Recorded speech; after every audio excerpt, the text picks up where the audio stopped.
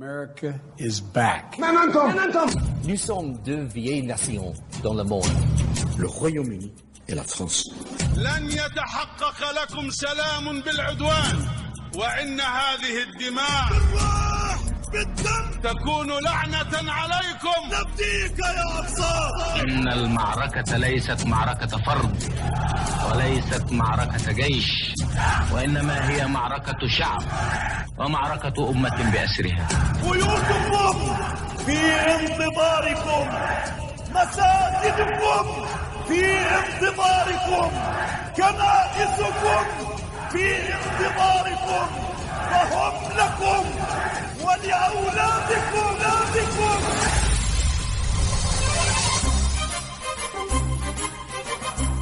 Madame, Monsieur, bonsoir. L'Histoire en marche est une émission réalisée par Jalil Akhdar, coordonnée par Sami Hahali. Marim Abdou pour vous accompagner au micro. Participe à ce programme Milou Chenoufi, directeur du Collège des Forces canadiennes.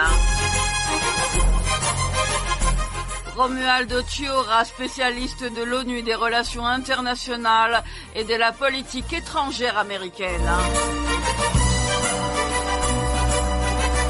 Nathalie Deté, porte-parole de la coalition Début. Le chef du Mossad en visite à Washington. Les relations entre les États-Unis et l'entité sioniste sont un facteur important dans la politique étrangère du gouvernement des États-Unis au Moyen-Orient, et ce depuis 1948. Les deux parties mettent en effet en commun leurs services de renseignement et partagent notamment des données. En 2020, les États-Unis ont accordé une aide à cet allié de 3,8 milliards de dollars dans le cadre d'un engagement annuel à long terme pris sous l'administration de Barack Obama.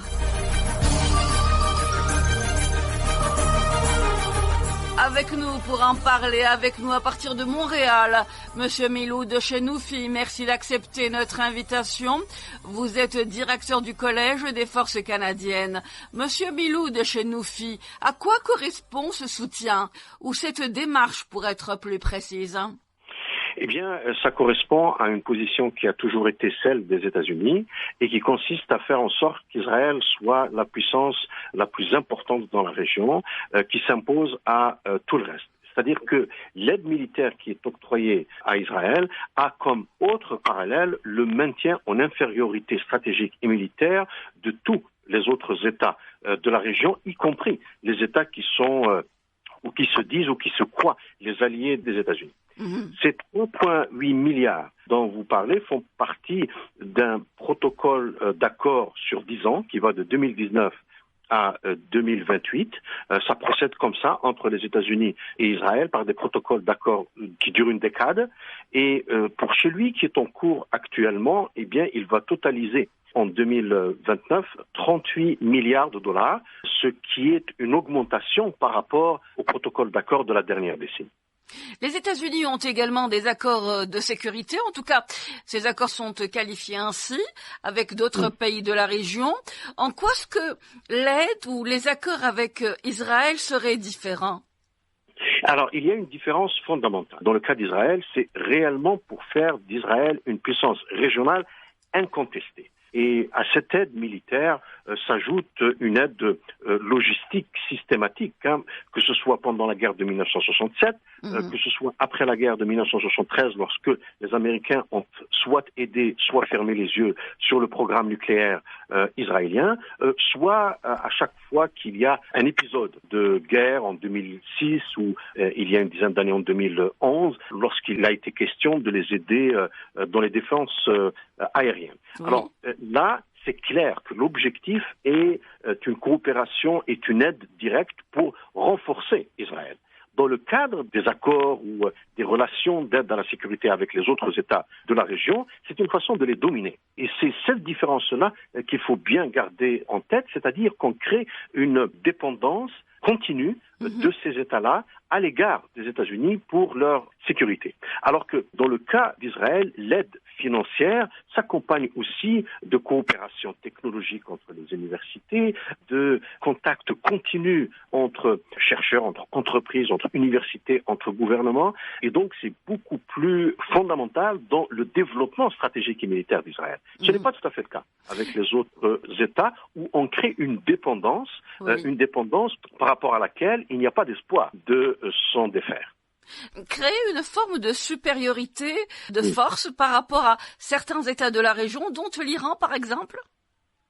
L'Iran, oui, bien entendu, c'est un peu, surtout dans le discours et la rhétorique, étant donné l'hostilité de l'Iran et son soutien à ce qu'on appelle l'axe de la résistance dans la région. Mais détrompez-vous, c'est aussi valable pour les États qui se présentent comme étant les alliés. Voilà, j'allais vous dire justement, Monsieur Milot Chenoufi, que les États-Unis ont quand même des accords de sécurité avec l'Arabie Saoudite, par exemple. C'est vrai, mais ce sont pour l'essentiel des accords de vente de matériel militaire aux Saoudiens.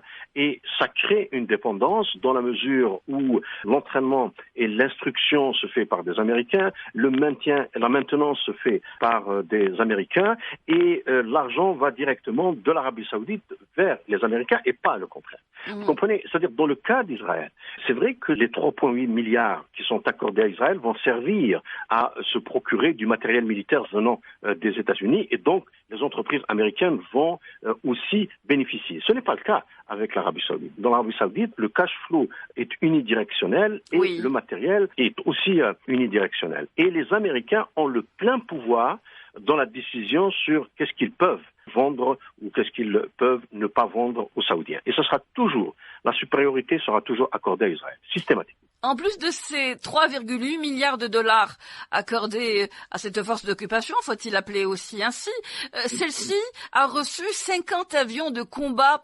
F-35. Écoutez, c'est exactement la même logique. Alors cet avion est intéressant. C'est un avion de combat qui est censé être le fruit d'une coopération de plusieurs dizaines de pays.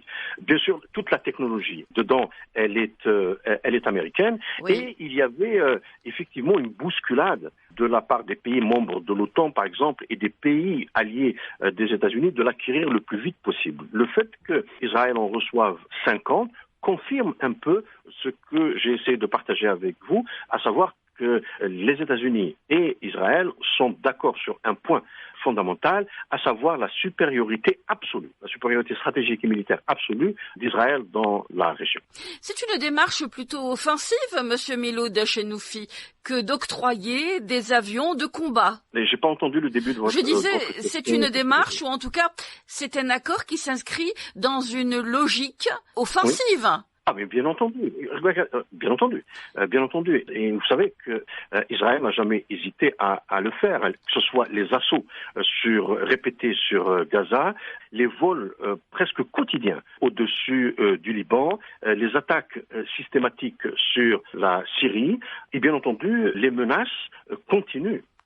Sur l'Iran. Bien entendu, l'Iran c'est un peu plus compliqué puisque techniquement, du point de vue logistique, ils ne peuvent pas faire grand-chose sans l'implication directe des États-Unis. C'est la raison pour laquelle Israël souhaiterait que ce soit les États-Unis qui fassent la guerre à l'Iran. Mais enfin, c'est clair que le fameux dicton, c'est vrai que c'est un cliché que la meilleure défense c'est l'attaque, est une idée qui est adoptée par les Israéliens et soutenue par les Américains. Et comme toujours, la première victime de toutes ces manœuvres, ce sont les Palestiniens. La meilleure des défenses est l'attaque, mais il y a également le système de défense d'hommes de fer qui a été largement financé par les États-Unis. Exactement, oui. Écoutez, c'est aussi la même logique. La première fois que les Américains ont, dans la précipitation, aidé Israël dans la défense aérienne, rappelez-vous, c'était pendant la première guerre du Golfe, lorsque l'Irak avait lancé ses missiles Scud. Et les Américains ont, dans la précipitation, fourni les fameuses batteries patriotes antimissiles. Oui. Et le système actuel, qui est largement financé et soutenu par les Américains, est destiné à contrecarrer les attaques de la résistance qui viennent principalement de Gaza. Résumons-nous, 3,8 milliards de dollars d'aide, 50 avions de combat F-35, un système de défense d'hommes de fer. Qu'est-ce que cette entité représente pour les États-Unis? Eh bien, il y a une chose qui est importante à comprendre là-dessus. Israël ne représente pas pour les Américains une affaire de politique étrangère. C'est de la politique domestique. C'est comme si c'était le 51e État américain. Et c'est de cette façon-là que la culture politique américaine s'est développée à propos de la région. C'est la raison pour laquelle les Américains ne parviennent pas à comprendre la région et qu'ils commettent erreur sur erreur à partir du moment où ils voient la région à partir de la perspective israélienne, notamment à partir de la perspective sécuritaire et donc à partir de la perspective de la supériorité nécessaire d'Israël. Aux États-Unis, la classe politique, c'est pratiquement indiscutable. Israël est un sujet qui est indiscutable à partir du moment où tout le monde est convaincu de la nécessité de ne pratiquement rien refuser à Israël. Je vais vous donner un exemple très simple. Quel est le chef d'État qui est capable d'aller aux États-Unis, de s'adresser dans une session conjointe du Congrès pour remettre en cause la politique étrangère des États-Unis? Seul Netanyahou a pu le faire à l'époque où Obama essayait de conclure un accord sur le nucléaire avec les Iraniens. Et cela n'a été possible que parce que dans le Congrès, il y a une attitude de soutien absolu en Israël. C'est pas uniquement dû au lobby pro-israélien qui existe bien et qui travaille de manière très très efficace, mais parce que vous savez, vous avez aussi sur le plan idéologique ce qu'on appelle le sionisme chrétien qui existe depuis très très très longtemps et qui a une vision idéologique extrêmement rigide, des culturalo-centristes si vous voulez, et donc raciste à l'égard des musulmans et des arabes, qui fait en sorte que si les victimes de ce soutien-là sont des Palestiniens ou des Syriens ou des Libanais, eh bien ainsi soit-il. Au final, les processus dits de paix parrainés par les États-Unis n'étaient rien d'autre qu'un leurre. Il faut bien dire une chose. Aujourd'hui, il n'y a plus de processus de paix. Je sais que certains médias, notamment en Occident, en parlent, mais ça n'existe absolument pas. Il existe un soutien aveugle des États-Unis actuellement à la politique de colonisation israélienne qui a pour ultime objectif l'annexion définitive des territoires palestiniens. Dans le passé, il y a eu des chefs d'État qui étaient intéressés à une certaine forme de paix, bien sûr, qui privilégie Israël, mais qui accorde quand même un minimum de droits aux Palestiniens. C'était le cas du président Carter, quand il a essayé d'initier un rapprochement, et l'idée de Camp David dans les années 70, c'était d'inclure éventuellement, et après, les Palestiniens, puisque c'était dans les accords. Ensuite, le deuxième président qui a été intéressé par une solution qui tienne compte des droits palestiniens, c'était Bush père. George Bush père, pas le fils, bien entendu. Le fils était un néoconservateur qui était totalement aligné sur Israël. Mais Bush père avait été, dans le passé, quand il était à la tête de la CIA, plutôt critique d'Israël et comprenait que les intérêts américains dans la région passaient par un règlement qui tient compte des droits des Palestiniens. Alors Bush n'a fait qu'un seul mandat. Il a été suivi par Clinton, qui connut, lui et son épouse, par leur soutien à Israël. Il y a eu une tentative dans les années 90, mais comme vous le savez, cette tentative, aussi maigre fut-elle, a été arrêtée par l'assassinat de Rabin. Mais même là, on ne peut pas dire que les Américains étaient un médiateur impartial. Ils ne l'étaient pas. Ils essayaient de faire avancer la thèse israélienne dans les négociations, mais à la limite, à l'époque, il y avait une certaine prédisposition pour qu'un certain nombre de droits des Palestiniens soient garantis. Eh bien, même ça, même ce minimum a disparu aujourd'hui. Monsieur Miloud Chenoufi, merci infiniment d'avoir été avec nous et de nous avoir accordé de votre temps. Merci beaucoup, monsieur. Merci à vous, au revoir. Miloud Chenoufi est professeur et directeur au Collège des Forces canadiennes et il était avec nous à partir de Montréal. Vous êtes ici pour dire au monde que notre alliance est plus forte que jamais. Et à cause de vous, grâce à vous et des millions d'autres comme vous à travers ce grand pays, ces liens vont encore se renforcer davantage dans les années à venir. Merci Bob Corn, Michael Castle, Howard Core et tous les leaders de l'EPAC. Merci à vous tous. Merci pour votre travail inlassable pour renforcer le partenariat entre Israël et les États-Unis. Je voudrais remercier tout particulièrement les membres du Congrès, sénateurs républicains et démocrates, j'apprécie profondément votre soutien inlassable pour Israël. Année après année, vous avez notre gratitude éternelle. En 2016, Hillary Clinton et Donald Trump se rendent à la conférence annuelle organisée par l'AIPAC. Donald Trump assure dans son discours que s'il est élu président, Washington reconnaîtra El-Quds comme la capitale d'Israël et promet de démanteler l'accord sur le programme nucléaire iranien. Le mercredi 6 décembre 2017, Donald Trump, le 45e président des États-Unis, reconnaissait El-Quds comme capitale de l'entité sioniste, suscitant ainsi la colère des Palestiniens et une vague de réprobation dans le monde arabe. It is time. Il est temps de reconnaître Jérusalem comme la capitale d'Israël. Je considère que ces actions sont un bon choix pour les États-Unis et dans la quête du processus de paix entre Israël et les Palestiniens.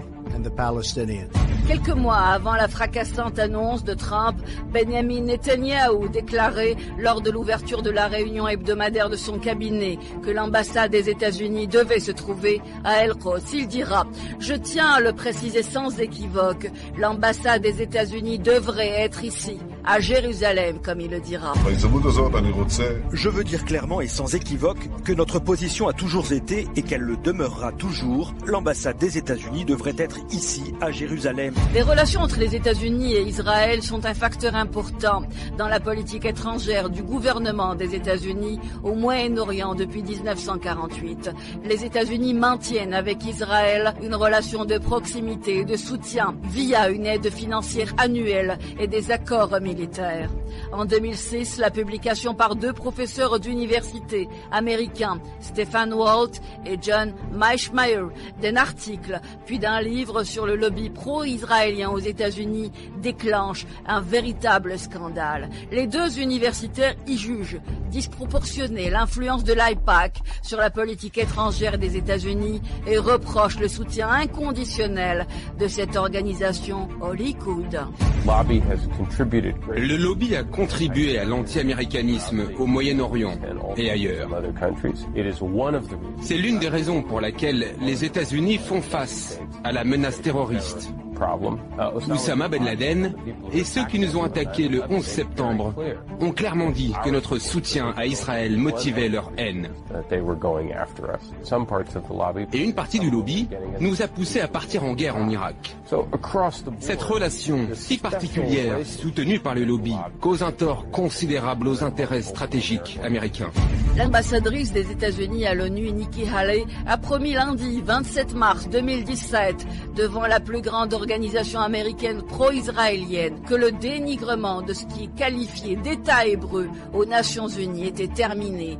Et ce qui s'est passé ne se passera plus, dira-t-elle. And I wanted them to know that, look, that happened, but it will never happen again. The days of Israel bashing are over. Avant même la création d'Israël, la communauté juive aux États-Unis s'active à rassembler des fonds et des renseignements pour créer le pays. Le soutien est marqué par de puissants groupes de pression composés à la fois de juifs et de non-juifs, dont le but est d'influencer la politique étrangère américaine au profit de l'État sioniste. Le lobbyisme aux États-Unis est institutionnalisé, et notamment à travers cette puissante organisation du nom de l'AIPAC. Le colonel Wilkerson, ex-chef de cabinet de Colin Powell, parle de machines très puissantes. Il existe au pays une machine énorme et très puissante qui réagit immédiatement lorsqu'un individu adopte une position anti-Israël. Elle passe alors à l'attaque.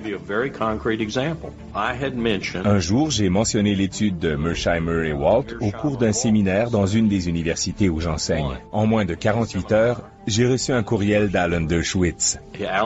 Alan Dershowitz est un professeur de Harvard qui protège le lobby juif aux États-Unis comme un chien d'attaque. J'ai reçu un courriel de sa part qui disait essentiellement qu'il ne croyait pas que je rendais justice à la relation américano-israélienne, à la place d'Israël dans le monde, et ainsi de suite. Parce que j'avais cité le rapport Walt Mearsheimer, qui était tellement déficient, erroné et tout le reste. Il a même ajouté en attaché sa propre réplique au rapport Walt Mersheimer, en me conseillant de l'utiliser pour faire contrepoids au cours de mon séminaire. Moins de 48 heures plus tard, j'avais déjà à mes trousses un des chiens de garde du lobby juif. Il y a des gens partout à travers les États-Unis, sur tous les campus du pays, qui sont prêts à faire la même chose que lui. Protéger les intérêts américano-juifs et particulièrement les intérêts d'Israël aux États-Unis. Chaque année, Israël continue de recevoir 4 milliards de dollars d'aide américaine. Entre 1972 et 2006, Washington a opposé son veto à 42 résolutions du Conseil de sécurité de l'ONU qui critiquaient la politique sioniste. Les États-Unis soutiennent Israël de diverses façons. Nous leur fournissons des aides militaires et économiques qui s'élèvent à peu près à 3 milliards de dollars par an. Malgré sa relative richesse, Israël reçoit plus d'aide extérieure que n'importe quel autre pays au monde. Nous opposons constamment notre veto aux résolutions de l'ONU condamnant Israël. Ceux qui sont contre, 14 voix pour, 1 voix contre. Le projet de résolution n'est pas adopté par suite du vote négatif d'un membre permanent du Conseil.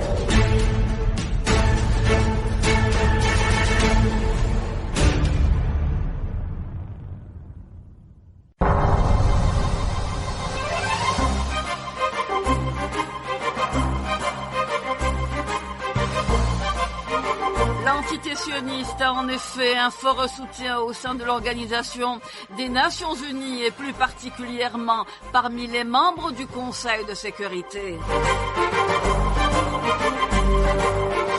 Les résolutions condamnant l'occupation sont dans le meilleur des cas battues en brèche, voire ignorer. Benjamin Netanyahou en rappelle le principe.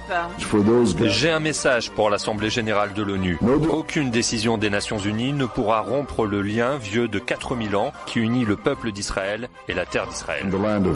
Avec nous à partir de New York, monsieur Romualdo Chiora, merci d'accepter notre invitation. Vous êtes spécialiste de l'ONU, des relations internationales et de la politique étrangère américaine. Monsieur Romualdo Chiora, sous quelle forme et à quel moment ce soutien a-t-il commencé à se manifester?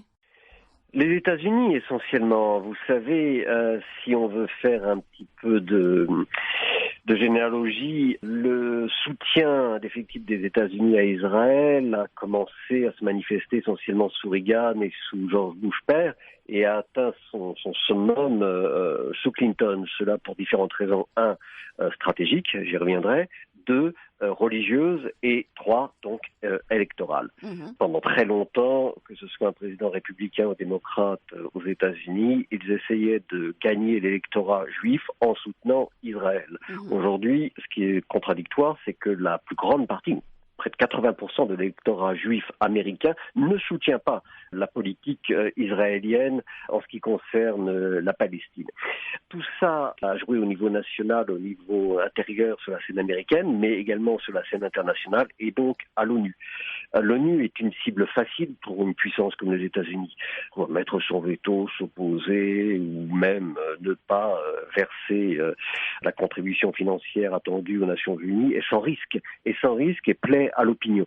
Donc, pour répondre clairement à votre question, ce sont les États-Unis qui sont l'acteur principal et le responsable principal de ce conflit et de ce refus du respect du droit international au sein des institutions internationales comme l'ONU, et cela essentiellement pour des raisons purement intérieures et électoralistes. Monsieur Romualdo Chiora, quelles sont les raisons stratégiques, comme vous le citiez tantôt, qui poussent les États-Unis à soutenir Israël au sein de l'ONU à travers des résolutions qui ne sont souvent pas respectées?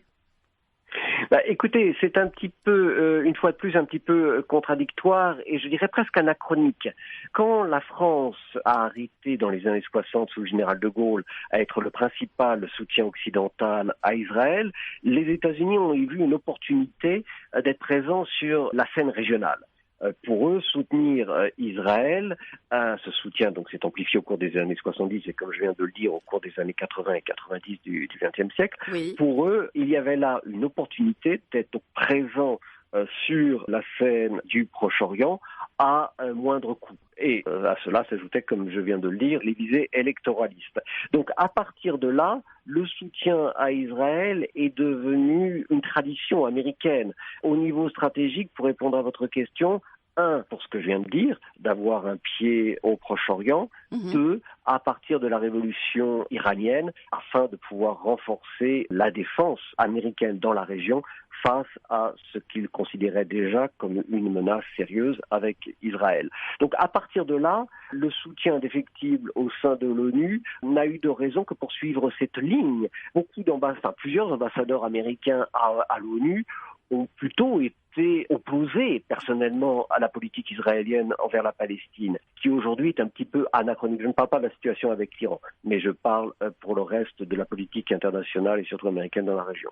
Alors, à propos d'avoir un pied dans la région, les États-Unis peuvent, par un procédé différent, avoir des alliés dans la région, se comptent aujourd'hui, et ils sont nombreux, des alliés avec qui les États-Unis ont signé des accords, notamment de défense. On va citer l'Arabie Saoudite. Pourquoi, dans ces conditions, focaliser sur Israël, puisque des alliés arabes sont aujourd'hui présents? Ce que je viens de vous dire, c'est un soutien qui devient presque anachronique. Qui pouvait répondre dans les années 60, ça faisait sens, comme on dit aux États-Unis, ça faisait sens, avoir un pied au Moyen-Orient après le retrait du soutien conditionnel de la France à Israël, ensuite révolution iranienne, etc., manque d'alliés dans la région, mais comme vous venez de le dire, si bien de le dire, aujourd'hui, pourquoi? La plupart des pays de la région sont alliés aux États-Unis, oui. Du moins n'hésitent pas à collaborer avec la puissance américaine, donc pourquoi toujours ce soutien indéfectible à Israël en ce qui concerne la crise palestinienne pour des raisons purement anachroniques? C'est presque devenu, je le dirais, naturel, une tradition, quelque chose que l'on fait parce que c'est ainsi. Alors évidemment, les choses ont repris un peu de l'ampleur avec Trump. Et là, on revient à ce que je vous disais auparavant, surtout pour des raisons électoralistes. Trump a soutenu inconditionnellement Israël, alors qu'à la base, Trump lui-même, plusieurs fois dans les années 90 et 2000, s'était prononcé largement en la faveur d'une solution à 2 États, contre la poursuite de la colonisation, etc., etc. Tout simplement pour des raisons électoralistes.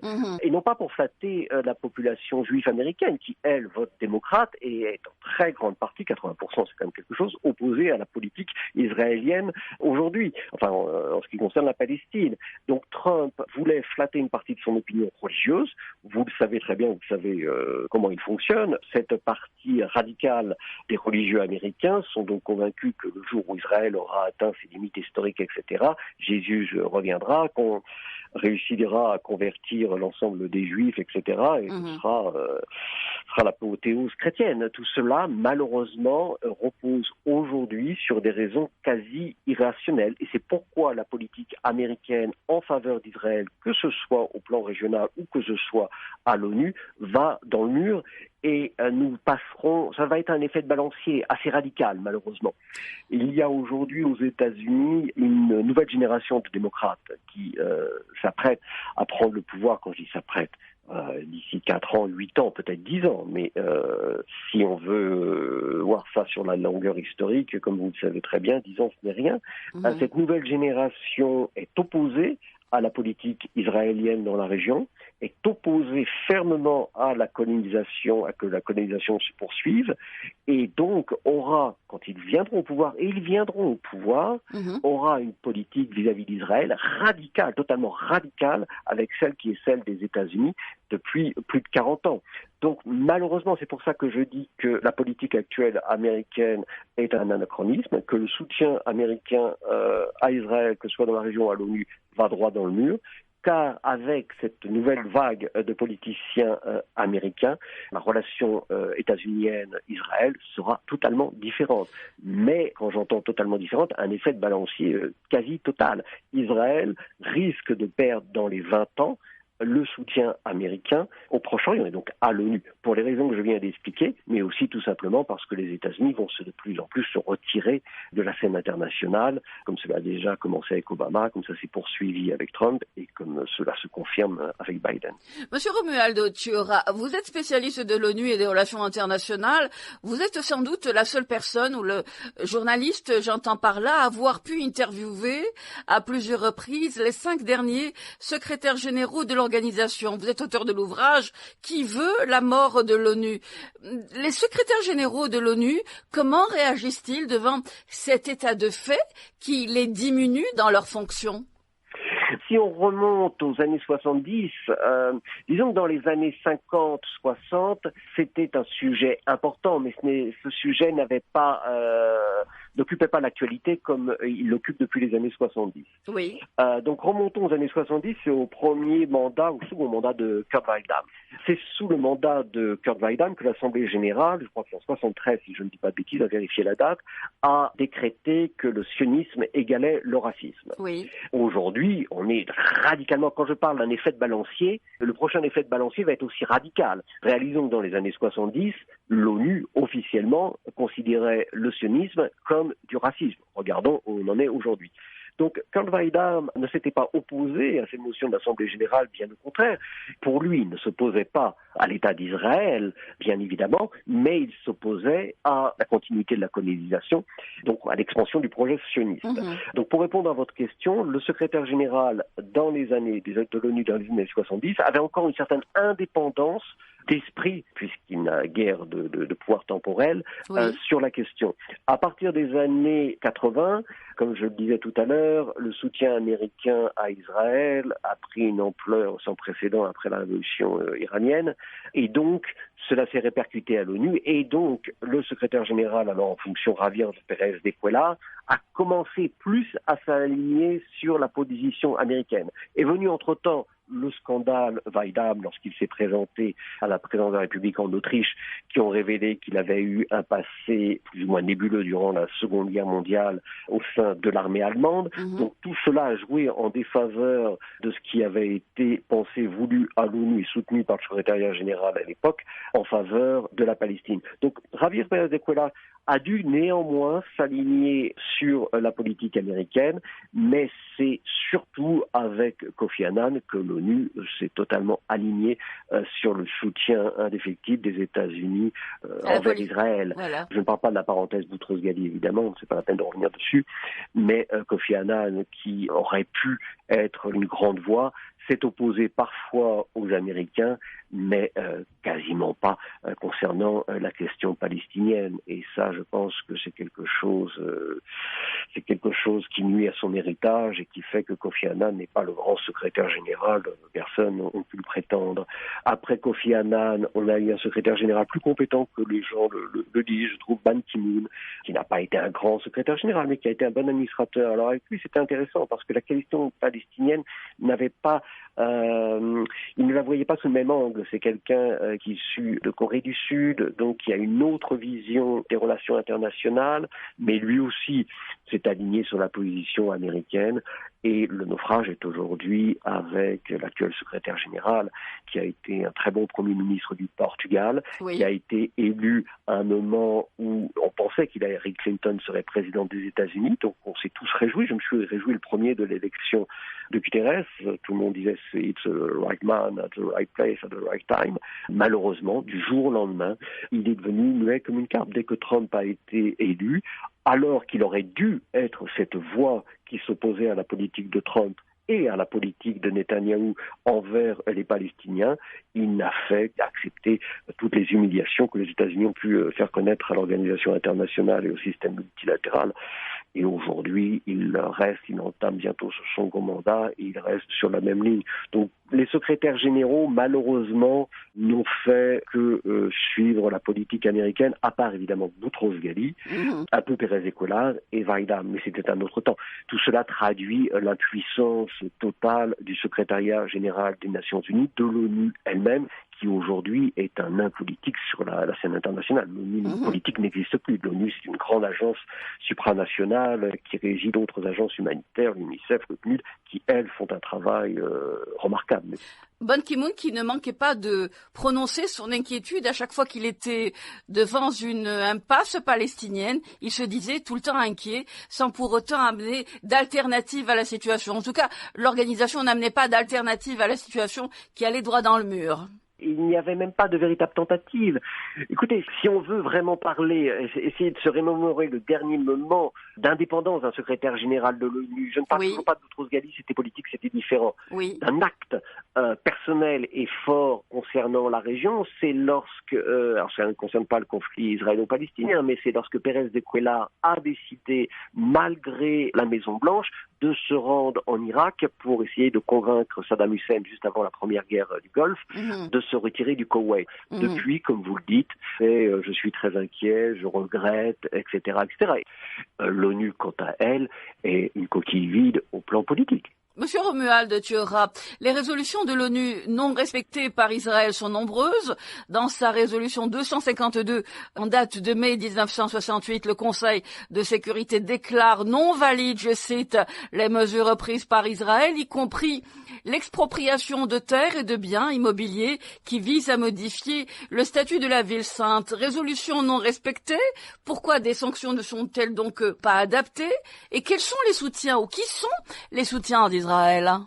Oui, écoutez, les soutiens à Israël sont essentiellement les États clients des États-Unis, donc les États-Unis bien évidemment, les États clients des États-Unis, certains autres pays occidentaux qui ne peuvent pas être directement considérés comme des États clients des États-Unis, qui suivent le mouvement. Vous savez, il y a énormément de résolutions du Conseil de sécurité qui ne sont pas respectées lorsque celles-ci ne vont pas dans l'intérêt des principaux membres du Conseil de sécurité.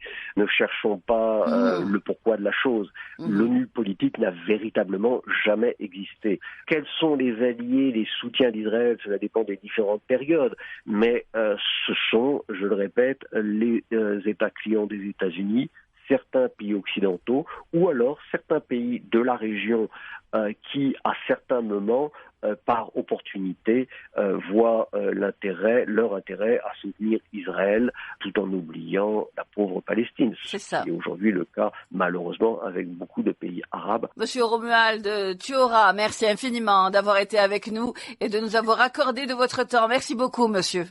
Romuald Thiora est spécialiste de l'ONU et de relations internationales. C'est la seule personne à avoir pu interviewer à plusieurs reprises les 5 derniers secrétaires généraux de l'organisation. Il est auteur de l'ouvrage Qui veut la mort de l'ONU.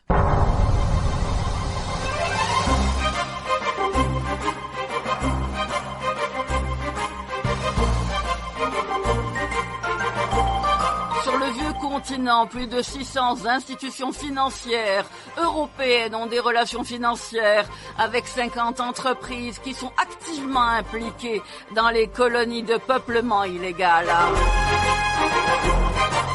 Ces institutions financières ont fourni 114 milliards de dollars sous forme de prêts et de souscriptions et ont détenu des investissements à hauteur de 141 milliards de dollars. À Bruxelles, une députée européenne rappelle les résolutions de l'ONU. Depuis des années, l'État israélien viole le droit international en occupant et en colonisant les territoires palestiniens. L'adoption d'une résolution en décembre dernier par le Conseil de la sécurité de l'ONU est très claire, les implantations en Cisjordanie sont illégales au regard du droit international. Notre responsabilité est de ne pas contribuer à mettre de l'huile sur le feu en œuvrant pour le respect de cette résolution de bon sens de l'ONU. Avec nous à partir de Bruxelles, Madame Nathalie Jeanne Doté. Merci d'accepter notre invitation. Vous êtes porte-parole de la coalition Début. Madame Nathalie Jeanne Doté, avant d'engager notre entretien, j'aimerais faire connaître votre coalition auprès de nos auditeurs. La coalition Don't Buy Into Occupation, c'est une coalition de 27 organisations palestiniennes, régionales, mais aussi européennes, qui viennent de plusieurs pays de l'Union européenne et qui ont décidé de produire un rapport sur les liens financiers qui nourrissent les entreprises présentes dans les colonies israéliennes. Le but est de mettre le focus sur les liens financiers des institutions financières européennes qui investissent dans ces entreprises et de produire pour cela un rapport annuel qui met à jour les données sur le sujet. Cette coalition, Debio, a publié un rapport où il est indiqué que plus de 600 institutions financières européennes ont des relations financières avec, précise le rapport, 50 entreprises qui sont activement impliquées dans les colonies israéliennes illégales. Oui, tout à fait. 672 institutions financières européennes, je précise, qui ont des liens financiers avec des entreprises qui sont présentes dans les colonies. Alors, on a à la fois analysé quelles étaient ces entreprises. Donc, on a identifié 50 entreprises qui étaient financées par des institutions financières européennes. Et donc, le rapport les liste. Et puis, nous avons après analysé les liens financiers qui les unissaient avec des institutions financières européennes afin d'influencer le monde financier pour qu'il fasse levier sur les entreprises qui sont présentes dans les colonies israéliennes. Ce sont des liens qui demeurent illégaux, faut-il le préciser, Madame Nathalie Jeanne? Il y a une série de règles que le monde financier suit, comme les principes directeurs pour les entreprises et les droits humains, qui sont en fait des principes qui s'appliquent à toutes les entreprises. Donc, ce que la coalition ici met en avant, ce n'est pas de nouvelles normes. Donc, on ne parle pas d'une illégalité, commettent pas un crime de guerre, mais elles y sont liées, elles le favorisent en étant impliquées dans ces relations économiques, financières avec des entreprises qui sont, elles, présentes dans les colonies. Donc, c'est effectivement pas des liens de facto illégaux, mais qu'ils doivent, selon les principes de bonne gouvernance, qu'ils doivent utiliser pour pousser ces entreprises à se désinvestir des colonies israéliennes. Et pourtant, Madame Nathalie Jeanne Doté, le rapport de Debio indique qu'en dépit de l'illégalité des colonies et de leur responsabilité pénale individuelle pour crimes de guerre et crimes contre l'humanité, en dépit de cela, des institutions européennes continuent d'investir des milliards. Oui, tout à fait. C'est clair que l'illégalité de la colonisation est un fait, est une donnée partagée largement. Il y a le consensus au sein de la communauté internationale est assez large. C'est là où parfois on se pose des questions sur la condamnation récurrente par les autorités de nos États de la colonisation et par ailleurs le business as usual qui continue et donc les relations économiques et financières qui continuent et qui permettent à cette colonisation de perdurer. Donc c'est ça qu'on entend dénoncer par notre rapport et pousser le monde économique à aussi faire sa part du chemin. Par ailleurs, dans le rapport, nous avons aussi des recommandations pour les autorités de nos pays parce qu'il y a aussi des mesures que les États doivent prendre parallèlement aux mesures que les entreprises et les institutions financières doivent prendre. Abondant dans ce sens, vous expliquez que ces colonies jouent un rôle essentiel en facilitant la viabilité économique de la colonisation israélienne, je vous cite. Oui, ces entreprises permettent à ces colonies d'être viables économiquement, de pouvoir se développer. Il y a beaucoup d'entreprises qui fournissent du travail à des colons, mais qui aussi exploitent les ressources naturelles dans le territoire palestinien occupé, et cela en violation du droit international, du droit international humanitaire, qui interdit à la puissance occupante d'exploiter les ressources naturelles ou de transférer sa population dans le territoire qu'elle occupe.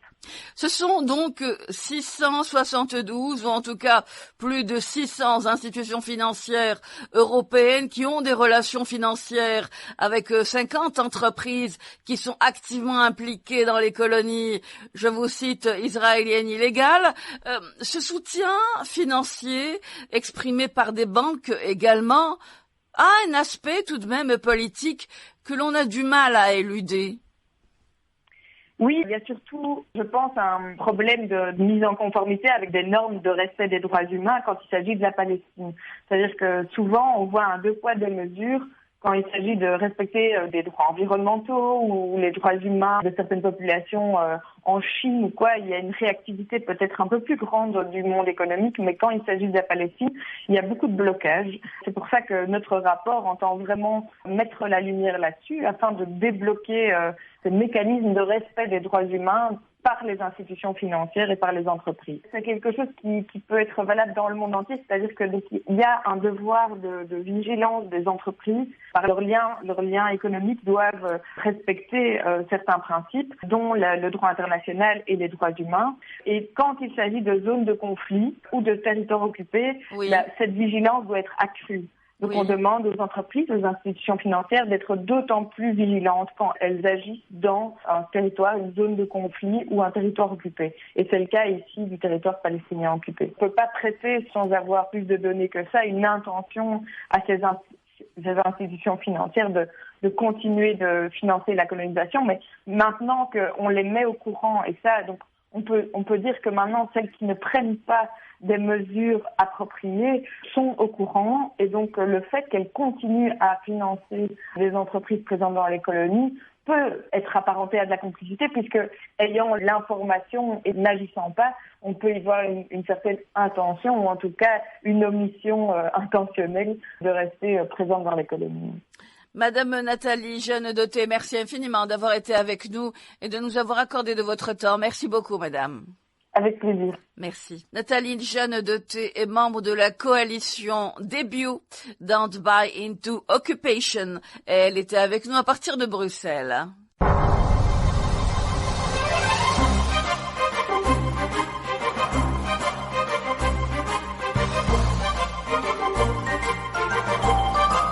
Ont participé à ce programme Nathalie Jeanne-Doté, porte-parole de la coalition Debut.